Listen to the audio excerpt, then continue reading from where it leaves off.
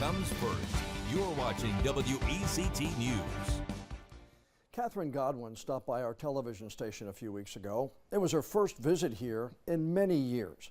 At 96 years young, Catherine is a big part of WECT's history. Shortly after the station signed on the air as WMFD-TV in 1954, she had an idea and went to the station's boss with it. It made Catherine one of the pioneers of local TV.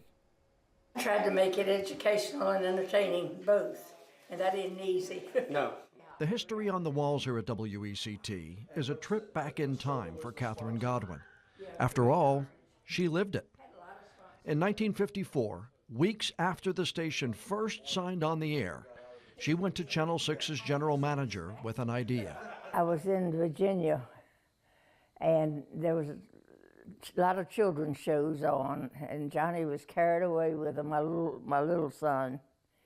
And when we got back home, I finally mustered up enough energy. I was asked Mr. Dunley if he had anything planned for children, a children's show. And he said, no, but are you interested? And right off I said, yes. I don't know how, but I didn't even hesitate. I said, yes, I am. And anyway, that's the way it got started.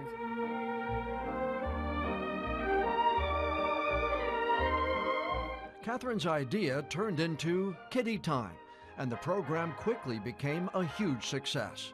Moms, dads, teachers, church groups, all would bring children to the studio to be with Miss Katy. What started as a live 15-minute show soon grew to an hour every weekday. The kids learned about safety. They had birthday parties. They took rides on the Chug Tug boat and heard Miss Katy talk through her magic mirror. She didn't have a glass in it. It was just a wooden frame of a mirror so that I could look and see the children and tell them things. Parents would tell me things they wanted to talk to the children. And I would tell them about biting fingernails and just different things with the magic mirror. Oh. The kids also came to see Miss Katy's special friend, Honey Bunny. The first thing I remember is when Catherine called me and said, would you like to be Honey Bunny? And I thought, what is a honey bunny? Annelle Kirkland was a 16-year-old student at New Hanover High School and knew Katy from their church. She played the character of Honey Bunny for several seasons, helping children be good listeners and leading them on the bunny hop. I think about how wonderful it was with the children. They were so receptive, wide eyes, curious. And back in that day, none of them would have said, but you're not a real bunny, because they thought I was. Oh, really? In their mind, I was a real bunny. I didn't talk. Annelle left the show after 3 years to go to college. She lives now in Myrtle Beach. Kiddie Time later changed to Katy's Cabin and continued to run on WECT into the 1960s.